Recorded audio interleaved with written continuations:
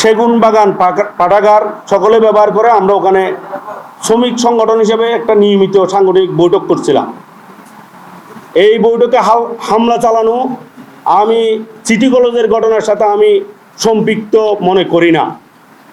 আর যদি সিটি কলেজের সাথে সম্পৃক্ত হয়ে এখানে হামলা চালায় তাহলে তারা ডবল অপরাধ করেছে।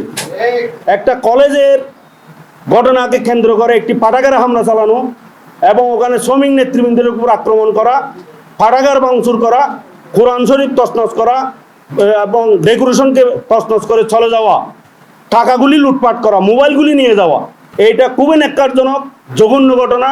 এটা আমি কোনো যুগসূত্রে করতে চাই না। এরা সন্ত্রাসী কর্মকাণ্ড, এদেরকে গ্রেপ্তার করা হোক, এটাই আমাদের দাবি। এটাই দুঃখজনক, আমরা কোনো আসামিকে কিছু তালিকা আমরা ইতিমধ্যে পেয়েছি, কিন্তু স্লোগানটা ছিল বিএনপির যুবদলের এবং জিয়ার সৈনিক এক বলে স্লোগান দিয়ে ওখানে ঢুকেছে।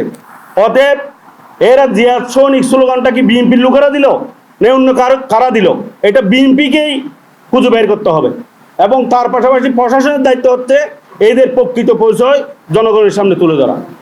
আমাদের কার্যালয়ে সিসিটিভি ফুটেজ ছিল না, কিন্তু আশেপাশে সিসিটিভি ফুটেজ রয়েছে। আমরা ঘটনা চলাকালীন সময়ে প্রশাসনকে নক করেছি, ওসিকে করেছি, ডিসি নর্থকে করেছি, সাউথকে করেছি, পুলিশ কমিশনার সাহেবকে করেছি। আমরা আশা করেছিলাম রাত্রের মধ্যে সিসিটিভি ফুটেজ সংগ্রহ করে প্রশাসন তাদেরকে গ্রেপ্তার করবে। তারা গ্রেপ্তার না করার কারণেই, সন্ত্রাসীদেরকে আইনের আওতায় না আনার কারণেই আজকে আপনাদের মাধ্যমে জাতির সামনে নিরীহ শ্রমিক জনতার উপর আক্রমণের বিষয়টি আমরা উপস্থাপন করতে বাধ্য হলাম। আমাদের কাছে একটা তালিকা ইতিমধ্যে এসেছে, আমরা আপনাদের সামনে তালিকাটা পেশ করছি। আমাদের সামনে যাদের নাম এসেছে স্থানীয় দোকানদাররা এবং যারা চিনে তারা যে তালিকাটা আমাদেরকে দিয়েছে: 1 সাদ্দাম হোসেন সাহেব, সভাপতি তাঁতি দল কুলসি থানা; 2 জামিল হোসেন সাবেক আহ্বায়ক যুবদল কুলসি থানা; 3 মৌসা যুবদল কর্মী আমবাগান; 4 হাসান; 5 হুসাইন টাইগার ফার্স; 6 উমর ফারুক আলমগীর সেগুন বাগান। এছাড়া মিছিলে তো অনেক নেতাকর্মী ছিল, অজ্ঞাত আরও রয়েছে।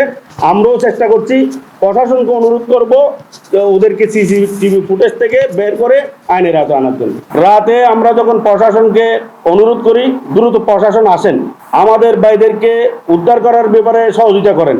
আমাদের ভাইদেরকে অনেককে মারধর করে বিভিন্ন ঘরবাড়িতে নিয়ে গিয়েছিল, টাকা লুটপাট করছিল, কিন্তু আশেপাশে সন্ত্রাসী গ্রেপ্তার এবং আমাদের লুটপাটকৃত টাকা এবং মোবাইলগুলি উদ্ধারে এখনো পর্যন্ত আমরা প্রশাসনের কোনো সহযোগিতা পাইনি। আমরা কিছু তালিকা এই যে কিছুক্ষণ আগে পেশ করলাম, এই তালিকাটা আমরা পেয়েছি, আমরা আরও চেষ্টা করছি। আমরা পেশাজীবীদেরকে নিয়ে কাজ করি, অবশ্যই আমাদের একটা রাজনৈতিক আদর্শ আছে, আমরা কাজ করি, কিন্তু আজ পর্যন্ত সাংবাদিক বন্ধুগণ আপনারা জানবেন আমাদের মাধ্যমে কোথাও আমরা একটা পিপেড়ও মারিনি। আমাদের বিরুদ্ধে এই জাতীয় অভিযোগও শ্রমিক কল্যাণ ফেডারেশনের বিরুদ্ধে কেউ দিতে পারবে না। শ্রমিক কল্যাণ ফেডারেশনের সাথে জাতীয়তাবাদী দলের অনেকের সাথে সুসম্পর্ক রয়েছে এবং বিশেষ করে জাতীয়তাবাদী শ্রমিক দলের বাইরের সাথে আমরা একসাথে শ্রমিকদের অধিকার নিয়ে কথা বলি। আর যারা স্লোগান দিয়ে আজকে যেই দলের স্লোগান দিয়ে আমাদেরকে আক্রমণ করা হলো, নিরীহ ভাইদেরকে আক্রান্ত করা হলো, তারা আমাদের সাথে জেল কেটেছেন, মামলা আসামি ছিলেন, একসাথে কোর্ট হাজিরা দিয়েছি। 2 মাসের ব্যবধানে সরকারি দলে যাওয়ার পর আপনাদের সাথে একদল মজলুম, যারা আপনাদের সাথে মজলুম ছিল, তাদের বিরুদ্ধে এইভাবে আক্রমণ, এইটা আমরা মেনে নিতে পারছি না। এটা কারা, কেন, কি জন্য করছে, এটা আমাদের কাছে বোধগম্য নয়। তবে আমরা মনে করি এটা সরকার এবং বিরোধী দলের সাথে সংঘাত লাগিয়ে একটি পরিকল্পিতভাবে দেশকে অস্থিতিশীল করার একটি সুগভীর ষড়যন্ত্র অংশ। আমরা এই ষড়যন্ত্র বন্ধ করার জন্য সরকারের কাছে দাবি জানাচ্ছি।